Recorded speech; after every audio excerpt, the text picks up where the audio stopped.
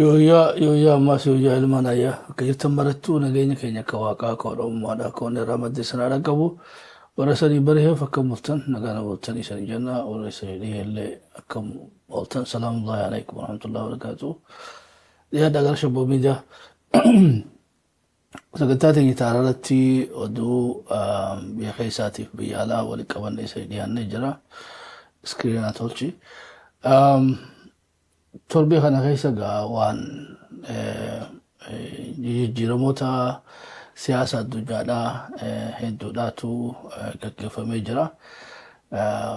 Sanirraa gaa waan kallattiidhaan biyya teenya wajjin siyaasa keenya wajjin hawaasa dinagdee keenya wajjin walitti dhufaa isaniif ibsuudhaaf yaalii ni goona. Asumaanuu akkan waliin turtanillee asumaanuu isan afeerra. Tanduraati lolli guyyaa kudhaniif ture egaa guyyaa kudha sadaffaarratti xumuramee jira. Yeroodhaaf haa dhaabbatu malee Iraan deebisaa kennitee jirti ammallee Joordaan dha'uudhaan egaa Ameerikaan lola san dhaabdeellee Iraan tarkaanfii fudhattee jirti.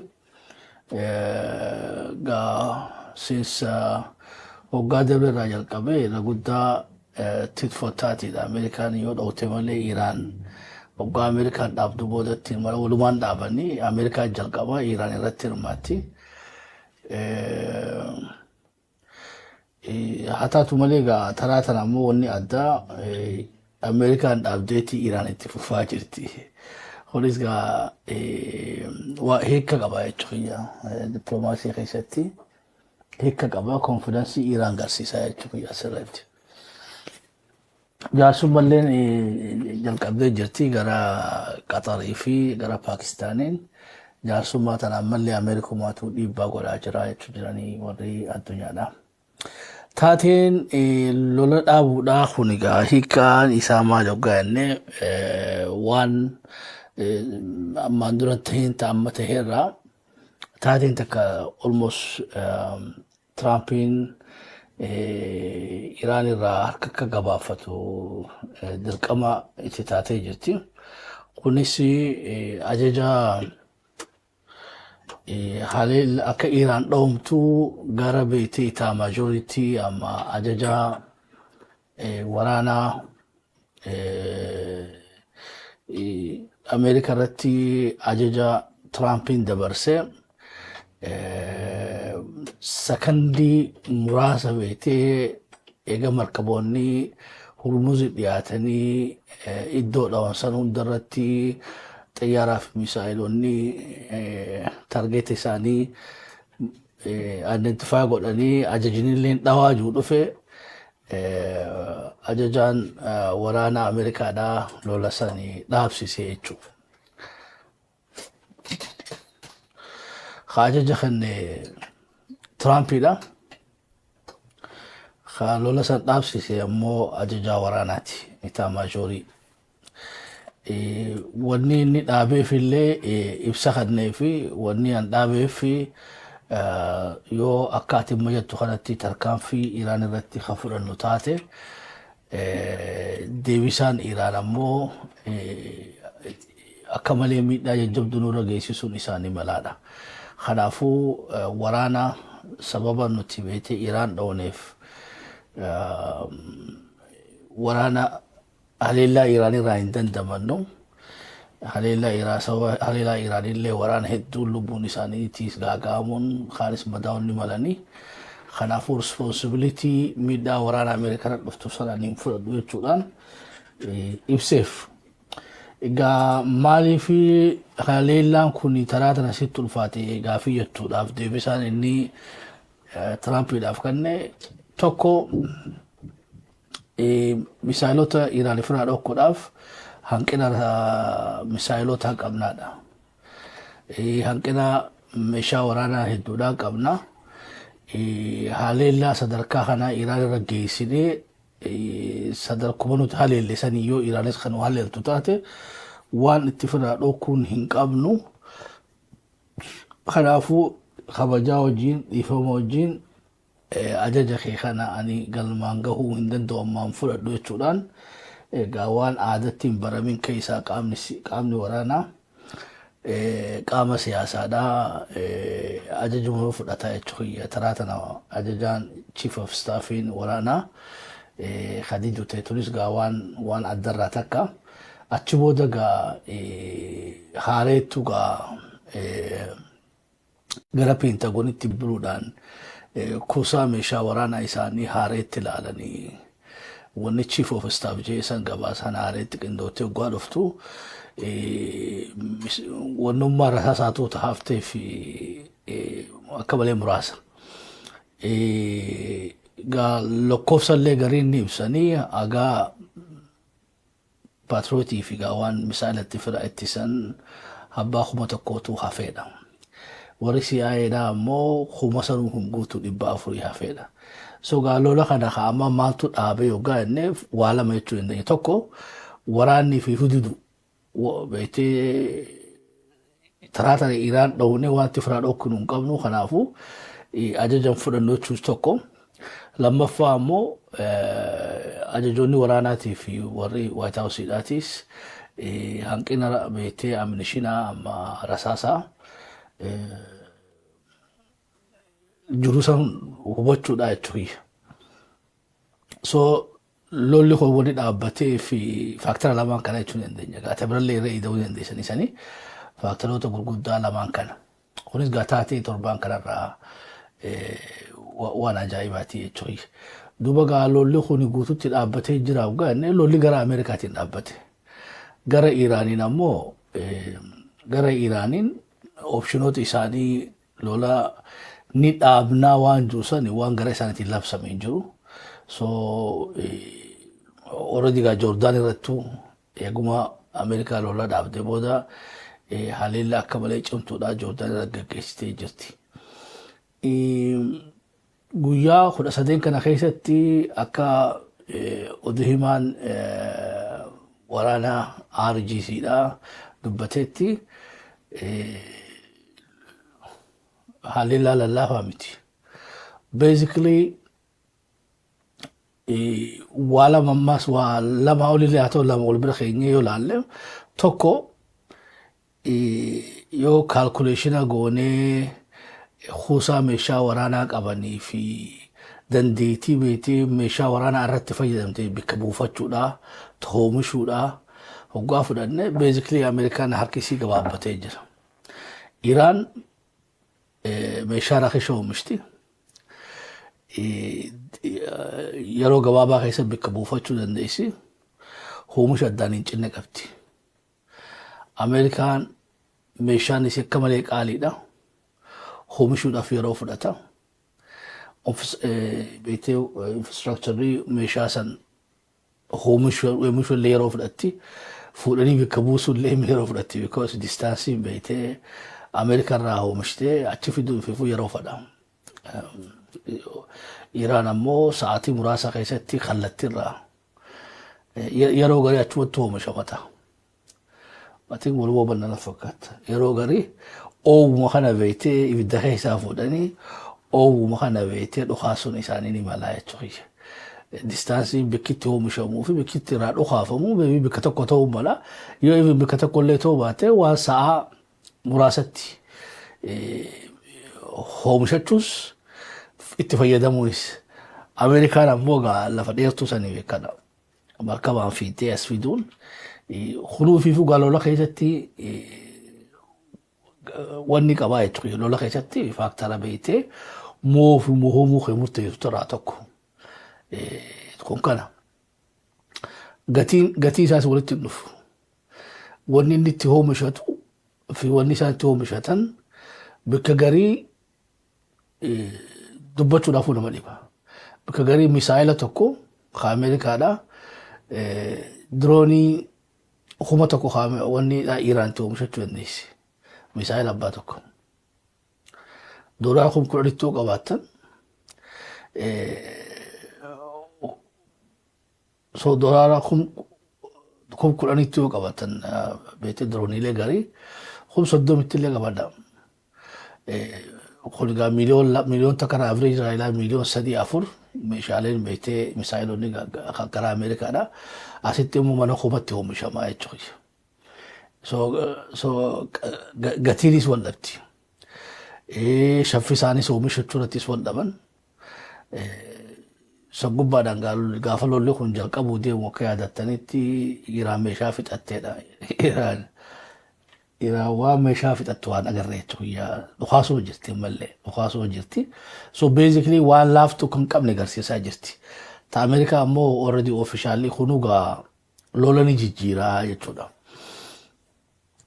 خنتوكو خبرا مشالين إساني تخيسا ويا خد صديق أنا خيستي تارجيني target afi objective ni lola gama lachutu wala military objective ni one bayte define to qabura yo objective khaysati kayon at lola santiga geysitu clearly lafan kaamin bombu morob su fi misaila dukhasun qofti bayte lola san garaj fanno dasi fi dunando yo amo kharora qabat faqinaf den deiti Iran هومشتو داسنين كتايتي ورشالي رتت إيفتي ورشا دروني دا تميسائلا خانيو دوتي سو military objectivين كيغا شافي سالاكيسي وهومشتو ندن دي يقولوا لولتي أنوف وهجيلياتي دا ليدونا basically واجر متماهرتي واجر قرنا واجر فيادا بك باندران جوتون دواتون جوتي أمريكان بيتي soga wajiro qonna yo dayte wajiro qonna ha mas marbabirati beyte wajiro qonna wadata chuki one basically homishni meesha isida dachi jala jira wani sami gubba wani dachi gubba wani qilleso gubba tisi akachu inde sunjuru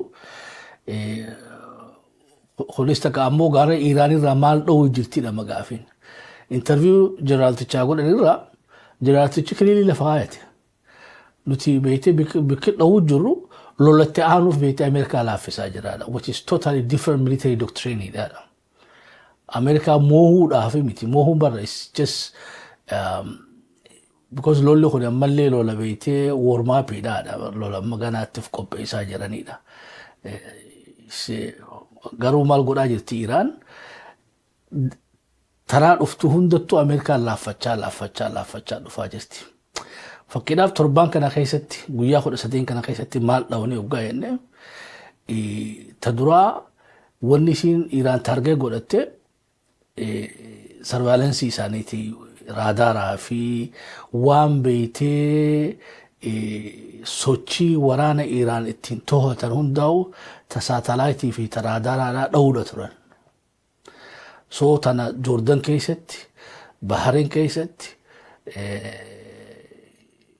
كويت كيست قطر كيست هنام بفني آيه تربان مهم كل ترى رادارات كل أسدي والدواني كنتك لما فاول ونبرا بكبرا جرو لوجستيك رتت إيه فتنماس بكبيتي مشان أمريكا راهو مشمتي وقعد أفتت خوفمتو سنيس داراها كانية شوي لما صدفة بكتي سوبمتو ماس أما بك هليكوبتروني تطرفمن بك تانكيلين تطرفمن بك بيتي بكوس لولا خيستي مينتيننسي في فوق أبو لولا راتوكو لوجيستيكي توكو مينتيننسي وامبراتي سنترا هانجرز وني بيتي ورش جراج حاجنونا يه جراجوتا بيتي مشا ورانا دادا تسوبان سريرتي فتني تشوكيش جوردن كيستي بيوت عربة خنا خيستي خلاص أكملت دوان خنا بيرو خطنيتي أماس أسي ميليتري أسيتيلي دواجر أماس هم بحرين قبتي خلقوا فامتي يوتيكاتي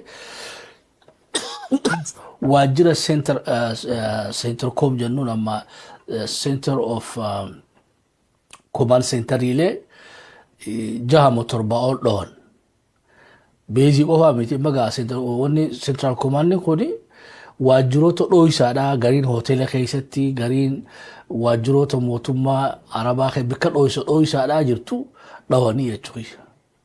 Beezii ifa jirtu qofaa miti.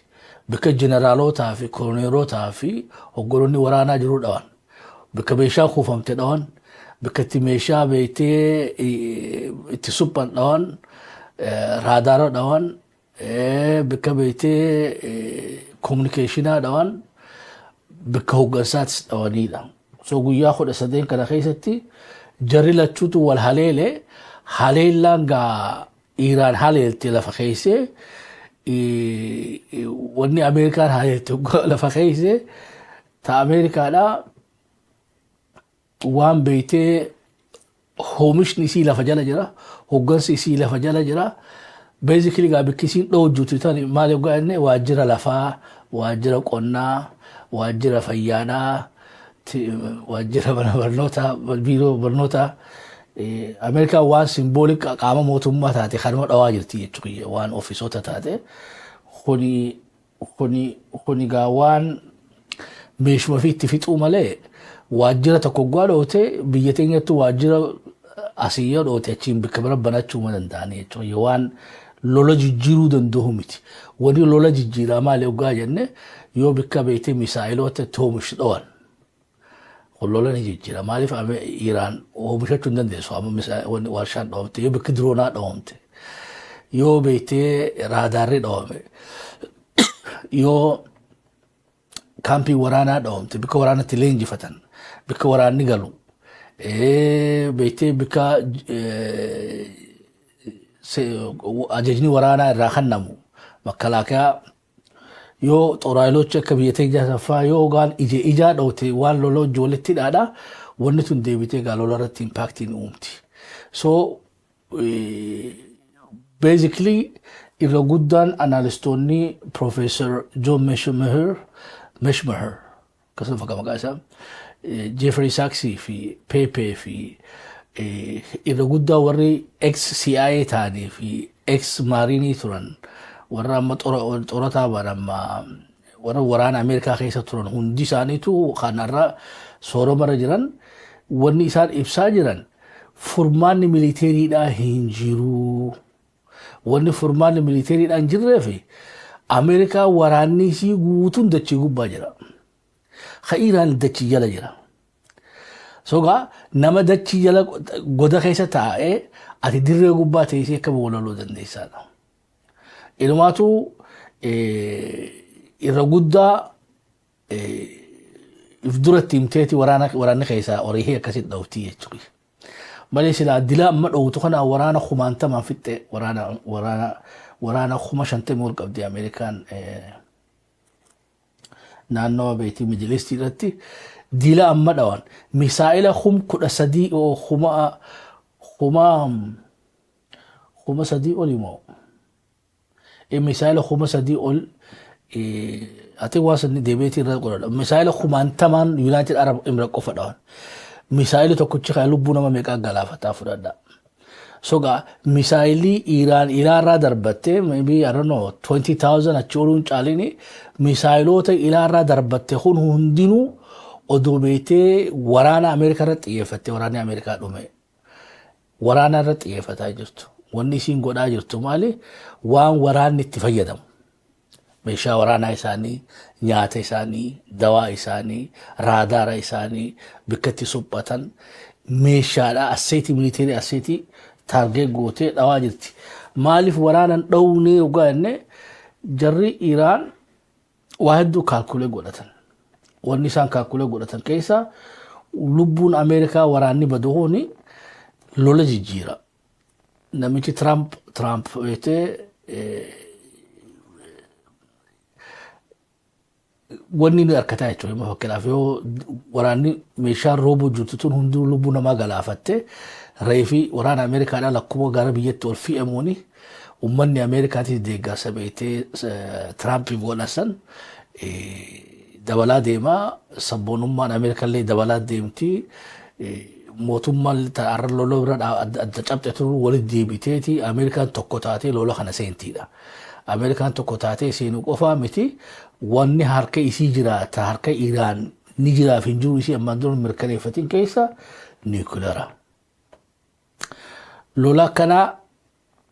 لولا قابيتي جاباني را إيراوان براتي قبتي جابان ورانا رتيه فتي ورانا أمريكا هرموتو قوتي سو أمريكا لفرد دبنان اتدربته هي هيدروجين بومب اتدربته سو قابدي رجيسي دي بيته ما يرتي سرك خنت إيران وني قد أجرت مالي أمريكان أكا لولو خودي چهه غرا لولو نيكولار انتاني لولو ديسبريشن أكن تاني قدو جرتي أفان براتين أكا مخماسارو موتاتي غافان درتيتي إيجي ناساسا جرت أمريكا يتشوش يونو باتميتا كتاكنا هنا غافان نجرتي إيجي ناساستي إيجي ناساسو مالي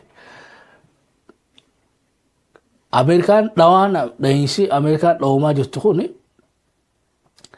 دوينسا بيتي لولا هيغريرتي سيمينو المنا ما دفتي ميشار كافيت اجرتي مالك اركافيت اجرتي سياسه سي الدنيا غبرتي بيتي راتك ايسا جرتي المنا ما بيتي يو مالك انقباتي يو ميشان قباتي خالولي نو مدو ميچوي اودو نما فتنه ميشار كافيتودا مالك اركافيتودان غا لولا بيتي سمودان اكمالي ادفانس تيچوي namni hoggaa humna guddoo tokko wajji walloltu ati barnoonni guddaan Iraan irraa fudhattu odoo beeytee ifittiin jinneessine humna guddaa kana qabeetee badii guddaa sirra geessisu herregaan beeytee ilmaatu wanni fakkaatti beeytee amma arba zuu keessatti beeytee hoggaa wallaanuu deemtu أما بيتي توجه جيمتو رساسة دوتي لفدر بروما دنديسا شوي يو رساسة دوتي مو أجيفتي جام يو أمو للمي نمرة فيفتون دوتي شوي ترانكوليزر عم بيتي دوتي أربيسا نمو خوفا برضو بين خوفيس أرباتي بلي دو أرباتي ميتي شوي so objectively إيران أمريكا جيسو ميتي because أمريكا نجيسو قواتي isi duro khutaytu isi naftu motumma guddontun motumma ka Irani yo beete dubbin gara santate hireen beete wani dasa tuba dofti chuke ta Japan san ogwa muddaman irra darbuni darjarsi darba chuy amma duraw gume qaje garu jarri mal godu jiranin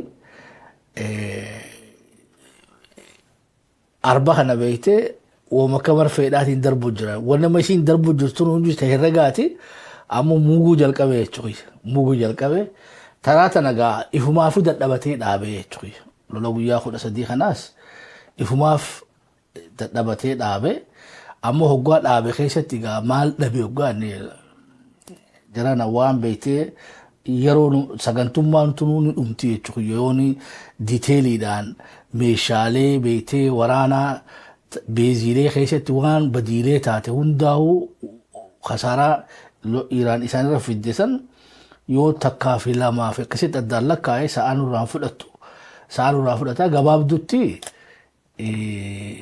لولا بيتي أمريكان اتن قبائن كيسا سينتينا لولا بيتي بيقودو تك الدنيا هم نقبضوا في لولا بيتي بيا هم نانيرتي قودا سمو قدو قبطو لولا كمالي هرغا چما داتين إيران غيسا جرتو يرو أما تنا خيستي تنا هغانو يو راجن نه وني برا تجرتو خيسا لولا خودي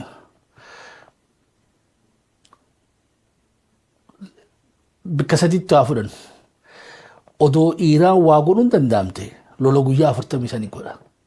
Khaasiin Israa'el irra duuru jiru. Addunyaa beekadhu humni lamaan kun tokkochii fi abbaan fira dura dhaabbachuu hin danda'u. Israa'el kophaa isitti beektee yoo xiqqa ceelte Riyaad dhufuu dandeessi jechuudha. Waraana Suudii kana nyaatte Riyaadii dhufti jechuudha. Yoo gara Masrii qaceeltelee Kaayiroo dhufuu ni dandeessi. Naannoo sanitti namni Israa'el dura dhaabbachuu danda'u hin jiru. Kana beekadhaa waan egzaajira godhuudhaan haasofnuuf. Qophiin Israa'el goote amata 70f akka namni tokkollee isii duran dhaabbannetti humna isii ijaarattee jirti. Ta hoggansaa, ta ijaarsaa, ta teknooloojiidha, ta intelijensiidha, waa hundaanu. Hayyee arra Israa'el jechuun Arabaa miti Awurooppaa keessaa namni sadarkaa isitti ifjaare kan jiru natti fakkaatu jechuudha. So waraana naannoo sanitti hegemoniidhaan tokkoffaadhaati Israa'el.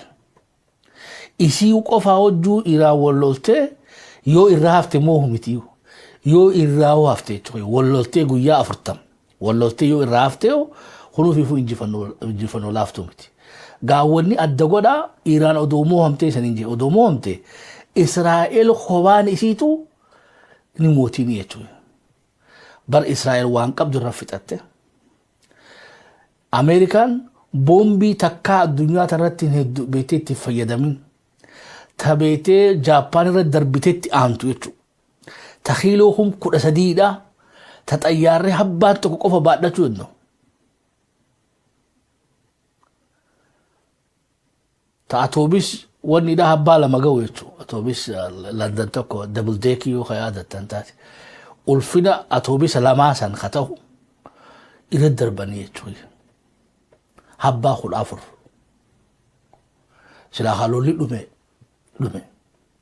Gaafa Hayatollaa Israa'el dhuftee ajjeeftee dhumaa beekadha. Hoggansa 40 wajjin. Lolli dhumuu qaba hadeeroo. Abiyyi fi paarlamaa fi ajajaa waraanaa Biraanuu Juulaatii fi beekte hoggansa guutuu san nyaattee mangistiin ni jirti yoo sanii jaan akkamii jechuudha. Walii gallaayyuu Ayatollaa kophaa isaan duune isa wajjin nama meeqa dhume san booda hoggansa meeqa dhume saayintistoonni nafne. Egaa lolli kun silaa beektee dhumuu qaba. Guyyaa 40tti Ameerikaan waan qabdu irra fixatte, Israa'el waan qabdu irra fixatte, Iraan akkamitti irraa dandamattee gaafa lolli kun jalqabu wanni jenne maali?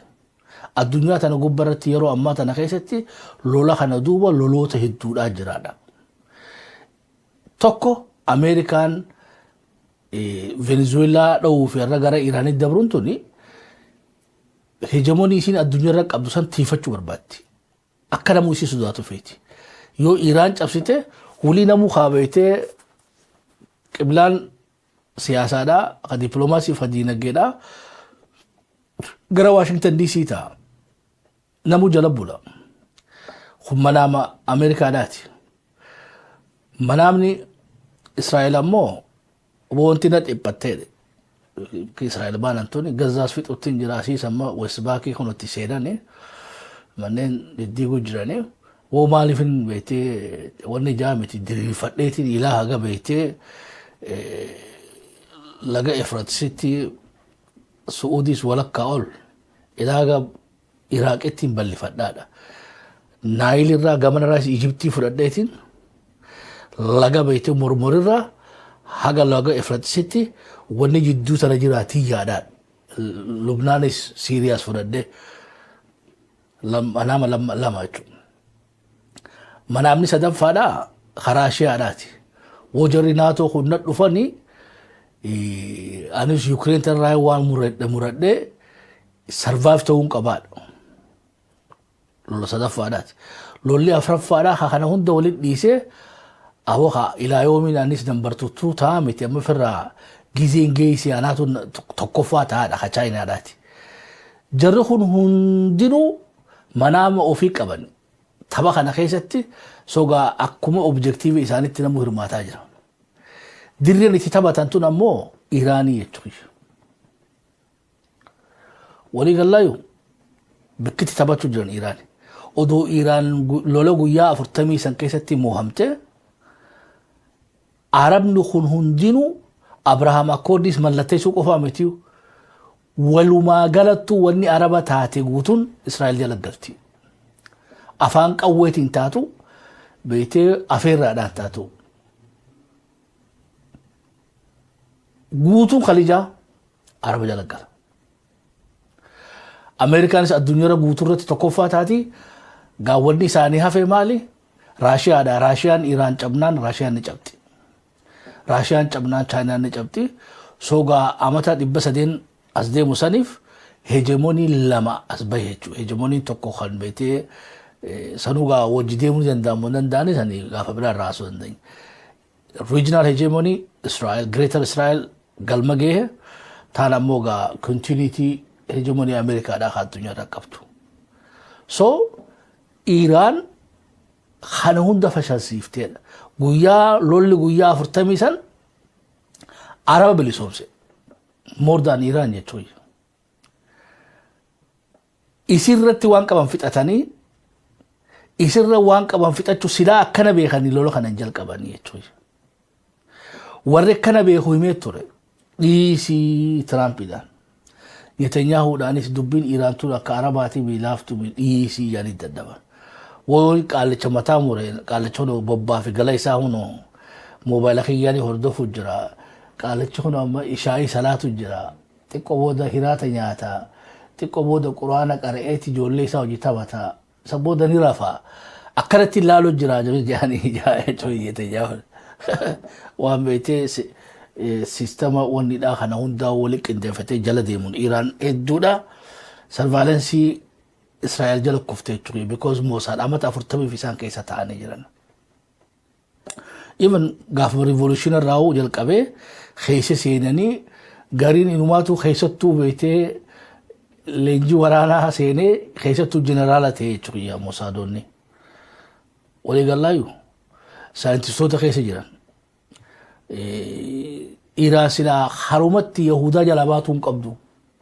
Akka silaa bassaasamteen akka silaa beeytee caasaa Mossadiin qabamteen tana keessa Iraan boonu ifiifuu perhaps seenaa ilma namaa amata kuma takka booda gaafa gaa wanni amma taate maybe gaa amata 10 booda 20 booda numa barreeffamti. Injifannoon Iraan guddichi maaliif kajannu taane kameeshaa waraanaati miti. Illima isii qophee Mossad isii qophee isa keessaa baatee if danda'u. I think ifuma na fakkaatti. Mee takka takka lahanna mootummaa tamtuutu of baraaruu danda'a. Bikkaatiin beektee waan ati nyaattu eega beekan, waan ati haaydu eega beekan, sa'aati raftuu fi sa'aati bobbaatu beekan. Waan biraa dhiisaati kaameraalee magaalaa keessa jirtu guutuun Tel Aviv irraa ilaalanii jechuudha. Awwa kunoo Alilaa Rajaaniidhaa ijoollee isaa fudhatee iskuula deemuu jiraadha. Ilaa sadarkaa kanatti to'attee jechuudha. Illima kanaa kana keessaa cabsanii Iraan bahuu jechuun waan laaftuumti.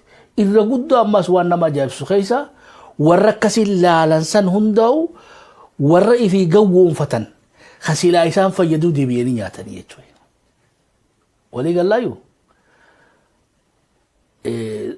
Khomeinis gawwoomfatanii bara. Bitaaf mirgaan advaayizaroonni isaanii Mossadii jechuudha. Jaarsoo guddaa sanuu sheekotiin areeda qoba gubbaa qabdu irra guddaan si Mossadii jechuudha. Walii galaayu jeneraalota keessa jiran, ministeerota keessa jiran. Isaan silaa jara kana dhawuneeti mootummaa qopheeffannee ol naqannaadha. Mootummaan amma dhawuu deeman tuni beetee ta isaan already gawwoomfatanii harkaa qabanii jechuudha. Odoo dhiisanii lolli kun haganaa hin deemu. Odoo hoggansi isaan dhawansan jiraate Iraan qaata harka hannatte. Qaata beetee teessee niikulara baanansanii kannitee nagaan fadhattee lola kana dhiirummaa ammaatiif murannoo haga ammaa tanatti fuftu jechuudha. Waan dhawansan keessa ammoo namni beekama tokko mujtamaadha jechuudha. Mujtamaan lola san keessa dhawame abba warra rabbiin baaseeraa tokko hospitaala geessanii hospitaala sanitti illee jala dhufanii dhawanii eegas gaabeettee goda jala kaayyatanii jechuudha warri RGCdha. Caasaan hoggaa 40 qopheeffatan. Akkama jechuun bara galma abbaa gadatti ha araddaa bulchu, ha aanaa bulchu, ha godina bulchu, caffee Oromiyaadha. OPDO beetee wanni ijaaratte wayyaanee wali qabatte san hundaa wali qabdee teessoo isaanii galma abbaa gadaa ta'u jiru dhuftee xayyaaraan dhawte if miitee moo oromoo miitee na du'ammo walii gallaayu amma gaa caasarraa waan hafteetu loolu jira jechuudha wanni hafteetuni tasabboonaa sana jechuudha isaan caasaa isaanii keessan kaayatiin ta'an gosin qabne tawaata kan qabne warra isiin ajjeefte san hundaa'u sabboonota bakka bu'e jechuudha akkasi gaa qeeroon oromoodhaa fudhattee jechuudha malaalaangoo so gaa qeeroo oromoodhaa ta'aangoo bakka viidiyoo fudhattee wajjini arra dabratsi walloluu fadhaa jechuudha mission impossible I think ifuma na fakkaatti tanarraa isiin hafuun ififu waan laaftu miti hayyee eega guyyaa 40 dadhabatanu ta guyyaa 40 isba lola kana Iraan dhaabuun feene bar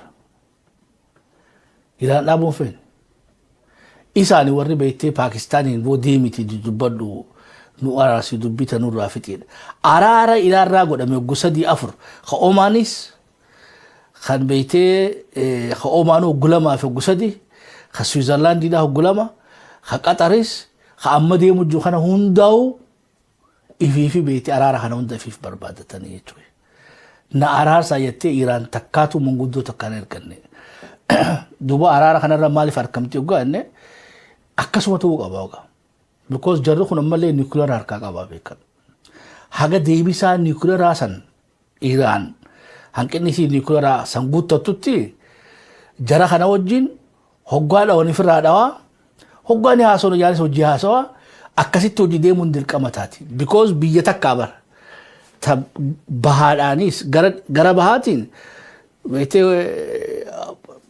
Afgaanistaanii fi Paakistaanii fi Azerbaaijaanii fi kun hundinuu adawwiisiiti even hindiinis gara kibbaatiinis hindiis itti daadha gara kaabaatiin Azerbaaijaanii fi even turkiinuu adawwii Iraan turte jechuudha gara lixaatiin ugaa fudhan guutumatti arabni adawwiisiiti bar beezii waraana amma isiin dhawaa jirtu kuni beezii waraana isii tana to'achuudhaaf irra jaaranii jechuudha mooraa waraana ittiin marsanii batta isiin amma firaa dhawaa jirtu soga marfama kana keessatti kophaa jirti beekan biiti takkallee addunyaa tana gubbarraa yoo huutii kaaboo biyya jechuun hin dandeenyu jechuudha bilisa baasa biiti mootummaan takka tabeetee mootummaaf hin jettu ta'arra Iraan cinaa dhaabbatteef tumsiteef ifirratti abdattu hin qabdu kophaa ifirratti hirkatteeti waan ifii hoomishatteen duulaa jirti waan nama ajaa'ibsu jechuudha hoomisha ifiitiin bishingaa fi boqqolloo fi hoomishteen qamadii fi hoomishteen lola kana keessa seentee lolaa jirti wanni alaara galfattee takkallee hin jiru arra Israa'el amatu guyyatti meeshaa waraanaa bu'aaf Ameerikaadha Suudiin biitii arabaa waan biitummaa addunyaa tun guutuun meeshaa alumarraa bibbitattee galfatti namni sadarkaa kanatti of danda'e kophaa isii doolaa addunyaa gurguddoo beeytee laatiif uzaa addunyaadha sanama gurguddoo kana namitti kafre isaanii jechuudha turis ifuma na fakkaatti hayyeegaa lola guyyaa 10 booda lola dhaabaniiti waliigaltee wani maal godhan ammaasi yoo beeytee itti cufne yoo qoqqobbii irra keenye lagannaa irra labsinee qoqqobbii irra goone yoo gaaza kana gurgurachuu hin dandeenye harkani kannetiidha eega lola didde diinaggeedhaan lola diinaggeetti banna jaanii markaba Ameerikaadhaa waan qabdu hundaa achi fiddeeti cufte ammas markabni tokkolleen addunyaadhaa dabraa ka Iraan hin dabruudha hin seenuus hin dabruu jaan baatii lama guutuu Iraan beeytee karaa biraatii waan gurguratti ajarahu maal nyaatanii yeroo garii beeytee maal nyaatanii dhuganiidha maalleen isaanii keenyaa gadi beekadha waan sana ajaa'ibsu keessa boo namni yoo murate nama murataa jechuudha addunyaa tanatti biyya takkatti waa gurgurachuu hin dandeessu Iraan bitachuus hin dandeessu son qofaa miti maallaqa isii kana ajjeesanii jira ruuhin keessan jiru war maallaqaan waraqaadha liiree moo wayjaanii maallaqa isaanii immoo guyyaa biraatii san ilaala maallaqa isaanii san خيني برتي دولارا يتوي ولي قال له ما خسومالي راو خيساني تو راغر نفكاتا مي ردي بي لالو جندينيا مالك سومالي تو ساني را خلبو قبو خيني نما تو كدولارا تو غا خيساني برفن اكاسينو امن هو غرا هدتيتي وهند في مشته إفي ولا غرغرته لولا الدنيا دا غدا إسرائيل اللبس بخنا فرا لو كاجرني يچويا I think you will put to tates jarrukun is I don't know resiliency disani wala dunya injiri yechuya baru manni ammau ni ara yechuya ga motumman Iran me takka katenya asu no gajan ni ara ni yechuya falma chukam na yechuya guma beite abba khenya sande bifachu kamna la wali galayo dubaga taate bira baati lama dadhabatanii tifirra lola waraanaatiin guyyaa 40 dadhabatanii baati lama lola diinagdee rabbananii dadhabatanii ifirraa Switzerlanditti walii galtee mallatteessan memorandum of understanding waan Iran feetu hunda hayyamanii fi deebi'anii firraa ammas lola guyyaa 13 kanatti bananiidha maaliif akka lola deebi'anii oggaa jaan igoon tumbeekan waa laaftuu miti jechuudha biyya addunyaa tana guutuu na buusii sodaatu Iran tana beetee haka dhaqeetti filaaluun irraanfatama dhaqeetti waltumanii tumamee oggaa galee firraa dhiisee xiqqeeshu hafuura baafatee eega mana taa'e ammas saba wooma tanaaf akkana rakkadhaan mallee ammas jarri kaanitti bilbilaa jechuudha warri Arabaatis ati biyya guddoo tanaa bar ati jabaa keenyaa bar hay sabo Iran akkuma keenya kana sodaataati firra haaratti itti deebi'a so qaama beetee Trump kana lola deebisu jira ta Israa'el ta Araba beetee ni dandeessa dhaqii beetee ni dandeessa jaanii yeroo hedduu isa kana achi deddeebisaa jiranii jechuudha kana booda gaa waan hafeef I don't know American waan gara militeeriidhaatiin Iran godhuu danda'u takka illee hin jiru.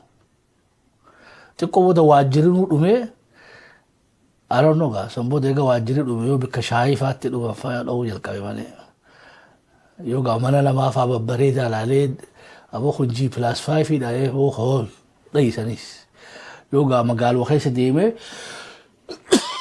fooqu babbareedu diigutti waa balleessu ka'e malee valuable beete targeeni military da ha value qabu khaysan dawani Iran laaleysani tarka khannachiisan hinjuru because wonni sanu hundi jechi jala jirti wonni sanu hundi dachi gubba jirti hogga tuqan bikka isan dawani fi bikka Iran de dowtu walittu ndiyato bikka American dowtu tuni bombi rabute sani raqali wan dowtu sani ra bombi irra roobsasaniitu misaal irra roobsasaniitu waan dhawaansan irra gatiidha irra qaaliyetu akkama jechuun bar akka nama Isuzu fuudhee motorsaayikila gubba dudduqqee gubba darbuudhaati jechuudha walii galaayo gatiin Isuzuudhaa meeqa gatiin dudduqqeedhaa meeqa jechuudha so lolli Ameerikaan dudduqqeedhaa fi markaba dila kana beete misaa'ila miliyoona meeqaan biliyoona meeqaan lolobsaa jirti guyyaa 18 kana keessaa biliyoona meeqa badee jechuudha lolli kana kunoo eenyu in longorani fayyada gaanne Iran mo fayyada maaliif gaanne jari laafataa barama meeshaa fixatanii bikka rasaasa lakkaawachuu gaani batta kala masadiyaaf lola ganami lola beetan lola keessatti gaafa rasaasa kee lakkaawwatte dubbiin jabaatte beeka maybe kana booda lola tokko filamu malee hin dandeessu ta'a rasaasa kee kaartaa kee buqqoftee meeqa keessa naajira gaafa lakkaawwatte game over jechuudha walitti miidhamaa jiru bara amma walloon fifaannoon oggaa walloollu wali nu miidhaa bara rasaasa bara oggaa rasaasa lakkaawwattu kana beetee goota ta'uu hin dandeessu waan garii odoo agartuu bira kuttaa jechuudha diina kee akkana si dura fiiguu jiru odoo laaltu qusatta jechuudha. Sogaa warra rasaasan qusannee fi warra rasaasan qusatu gaa wallolan gaa atu kamiin isaatiin ifuma na fakkaatti. Taateen biraa dubbiin biraa ta waa'ee beektee Hormuz beektee forever Hormuz deebi'anii to'achuun hin jirtu. Hormuz to'achuu miti Omaan itti maxxananii deemuun hin jirtu. So maayila 21 beektee bishaan Iraanii fi Omaan jidduu jiru kana Iraan guutuutti to'attee jirti. Dogoggorri isaanii memorandum of understanding gubbaa mallatteessanii kannaniif already legitimacy ni jira jechuudha.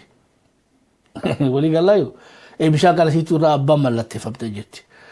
So baramma ifumaafuu ragaa kannaniif jechuudha kaartaa kannaniif. Caraqaa beetii biyya teenyaan jiru bara mana caraqaa jaanii ijaarrattee manni lakkoofsanii qaba takka ammoo kaartaan qabu jaan mana kaartaan qabne jechuun Adaamaa keessa ni beekamu akkam yoo hattatti harkatte olii waan kee ta'ee baramu walii galaayu. So memorandum of understanding Hormuz kaartaa kannaniif jiranii Iraaniif walii kabajaan abbummaa siisan mirkaneessuu malee mana kee kaartaatti sii kannanii wajji qabnaan hin taatu jechuudha. Mana kee kana wajji qabnaan hin taatu. Tugaa waan beektee walii galtee amma godhamteerraa wanni Iraan irraa guddoo harkattee maal egaa jennee Hormuz mukanaa'uu legitimaayizii godhattee jirti. Tana saaganaan biraa hunnu torbee kana keessaa Suudiin yaa'ii tana hundarraa bahuudhaa fi I think toora kiiloomeetira 200 kan caalu bikka gaazummaan biyya Arabaa kun hundinuu gara dhihaa jira. Gara bahaa isaanii san jira. So Iraanitti maxxanee jira. Gaazummaan biyya Arabaa guutuunu naannoo tokko wanni dhaatis naannoo Hormuzan bishaan gaazni isaanii karaa bahaa kana gaazan qabdu Suudiin. So gaaza achitti oomishamu kana gaachumarraa Hormuzuma dhiyaataaf. Amma Hormuzurraa tuubboodhaan Suudiin fiddeeti bahara diimaa kanatti gurgurachuu deemti masilaa. Huutiin dhiyoo tana boombaa beektee gaazaa kan isin tolchitee fi bakka gaazatti saffeeyyan kan gara beektee lixa Suudii karaa wanni kanatti jiizaanitti as dhiyeessitee ijaarratte kana hundaa'u Huutiin habaa mansuuraa gootee jechuudha. Walii galaayu tapha deemuu jiru. So karaan Hormuz waliin jiru beekadhaa malee karaa biraa waggaa tolfatanis Huutiin achirraa haateeti wanni sanillee dhawute torbaan kana keessa drooniin garii warri beektee shi'aadhaa ka Iraaqis mirqaaneetiif irraa ergee jechuudha. Isaanis beektee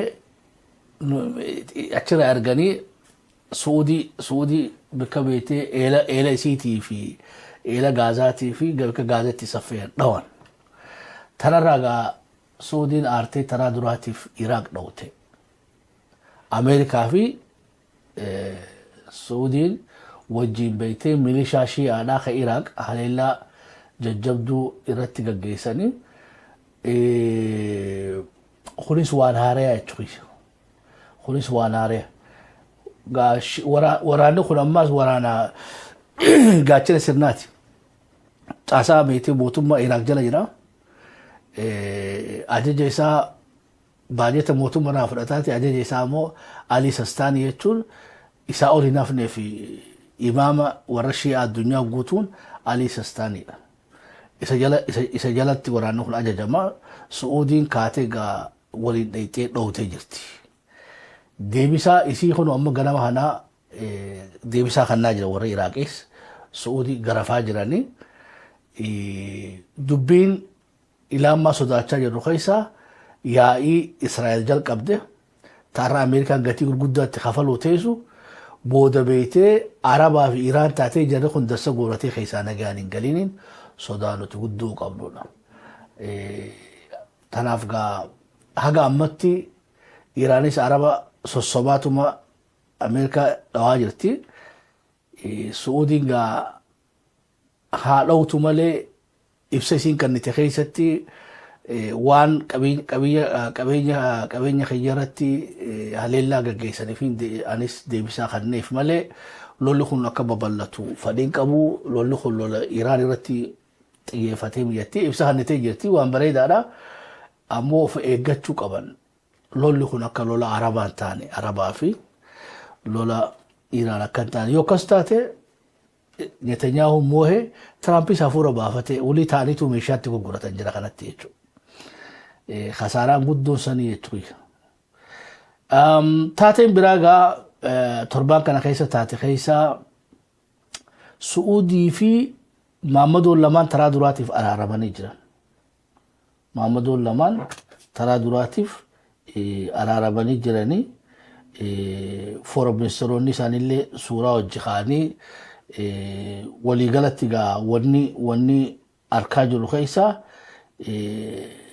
amatoota dheeraadhaaf beektee wal ari'achuu san keessaa dhaabbatanii jiran warri Suudiidha. Isaanis deemaa jirti. Warri Suudiidhaatii fi warri United Arab Emirates adda dhaabbatanii jiranii. Kun gaa waan biyya teenya tuqu qaba. Mee boru bal'inaatti deemuu dandeenya. Lolli Suudaan keessa lola Suudiidhaatii fi lola United Arab Emirates kallattii wal loluu diidaniiti Suudaan keessa wal lolaa jiran. So maybe Suudaan gaa jarri lamaan kun walii galuudhaan boqonnaa harkachuun isinii mala. Boqonnaa harkachuu hoggaa jenne gaa qaama Suudiin deeggartuudhaatu moohaa jechuudha Suudii keessatti. Already harkaa jira Suudaan keessatti Hemetiin hanqatee jira. Gruuppiin Burhaan ammoo jabaachaa deemaa jirti. Itoophiyaan gaa Hemetii hojii jirti. Tuntaan dubbiin Eritiriyaa fi Itoophiyaa walitti kaasuu deemtus tuma Suudiitii fi United Arab Emirates.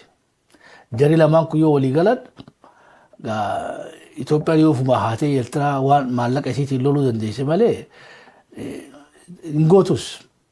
Because Eritiriyaan amma beektee egaa harka wal fuudhan Maammadoon lamaan booda foora ministeerri Suudiidhaa foora ministeera Eritiriyaatiif bilbilee wajjin haasa'anii jiranii. So gaafa Afrikaa irratti jijjiiramaa jira. Jijjiiramni jiru maali? United Arab Emirates harka gabaafachuuf deemti. Yoo harka gabaafachuu taate Abiyyiidhaaf fatanaa guddoodha jechuudha. Fatanaa guddoo takka inninis gaa afooshaa haaree amma ta Suudii tanatti dabalamu. Ta Suudaanis baalaayyeedhaan bira kutee Eritiriyaa sifiraatti dhiiseetuma I don't know ta wayyaaneetii fi ta faannootii fi ta woboodhaa akkam godhee fixaa sana I don't know. At least konfliktii external taate ta Suudiidhaa ta Suudaanii fi ta wanni keessaa ta Eritiriyaa keessaa bahuu qaba. Tanaas namni godhuu danda'uuf gaa Itoophiyaan darsa guurattee Suudiitti harka kennachuudha.